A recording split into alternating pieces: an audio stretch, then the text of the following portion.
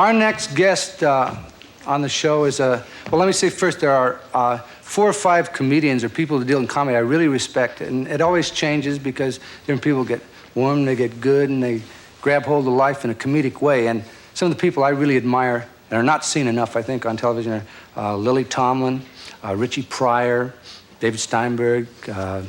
Well, this next one, George Carlin, I like to see a lot because he's really creative and really unique and toggles your brain. He's number 4 on my list and moving up. Please welcome to the stage, Mr. George Carlin. Thank you. Do you ever look at the crowds in old movies and wonder if they're dead yet?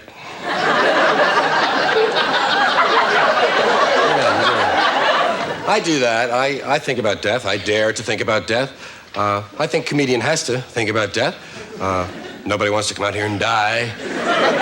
Of course, if you don't die, if you do well, if you make them laugh, then you can say, you killed them.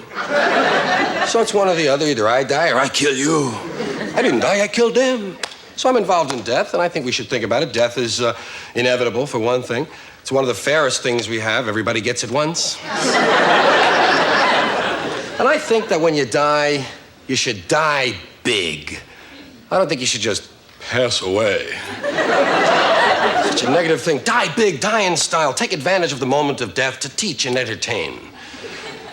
Like I say, go out in style. Now, the only reason I imply that you have a choice about how to go out is a very little known and misunderstood portion of death called the 2-minute warning. Everyone receives an audible signal 2 minutes before they die, right in the ear. 2 minutes, death coming, make plans. And the reason we never hear about it is because the only people that get it die 2 minutes later. They don't have time to explain it to you. And actually, you wouldn't believe it. No one believes it. I mean, would you believe a guy on the bus who says, hey, I just got my 2-minute warning? I think it was some football coach out on the town. By the way, there is one exception to the 2-minute warning. We people in theater, those in show business, we do get 5 minutes. 5 minutes, Mr. Carlin. And I say you can use the time to really go out in style. Let's say a speech. How about a speech? You get your 2-minute warning. Use the 2 minutes. Deliver a 1-minute and 50-second speech on the subject of your choice.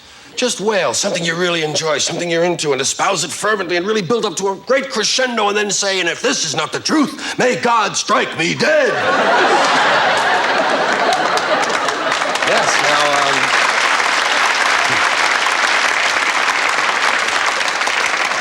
of course, God doesn't do it himself, but he arranges to have it done, and immediately people will have more respect for you.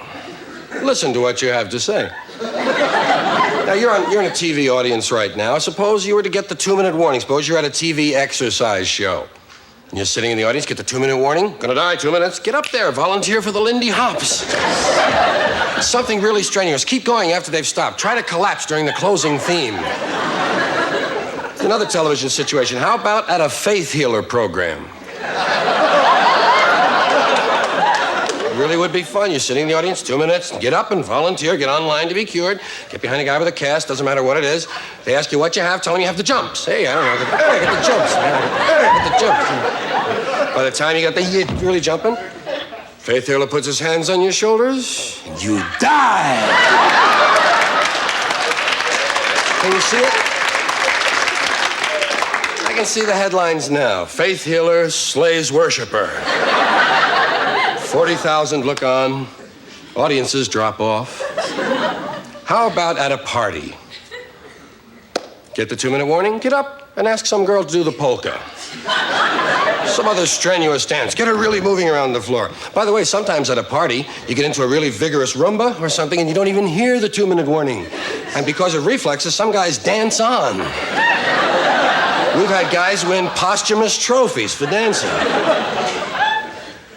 Here's a good one at the ballpark. Let's say you're at the baseball game, you get your 2-minute warning, run out onto the field and start punching the center fielder in such a way that he has to punch you back.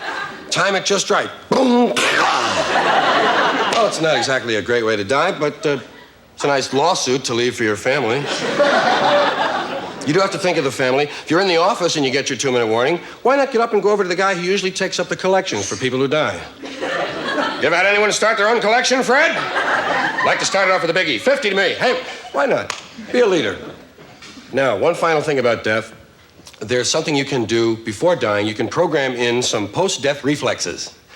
As you know, there's electrical energy still in the nervous system, and every now and then a person that's already gone has a little reflex. Why not program in a few to keep the folks entertained all during the mourning period? How about rolling over during the autopsy? Keep clearing your throat at the wake is another good one. Look at that, thank you. I just got my 2-minute warning. I'll use it to tell you about one aspect of death we've all theorized about. This idea that as death approaches, as it comes, you see a movie of your life, a quick replay of your life. First of all, it seems like it would be mathematically impossible because as you visualized your life, you'd go all the way through your life and you'd be there standing where you were. You'd have to watch yourself die, but you couldn't because you hadn't died. You have to watch your life all over again. It's like waking up in the Clark Theater in Chicago at 3 in the morning. You don't know what's on, but it really doesn't matter. You're on. A lot of people, when their life runs back, they've had such a dull life that they don't even notice it was run back. Some people, their lives are in black and white and out of focus.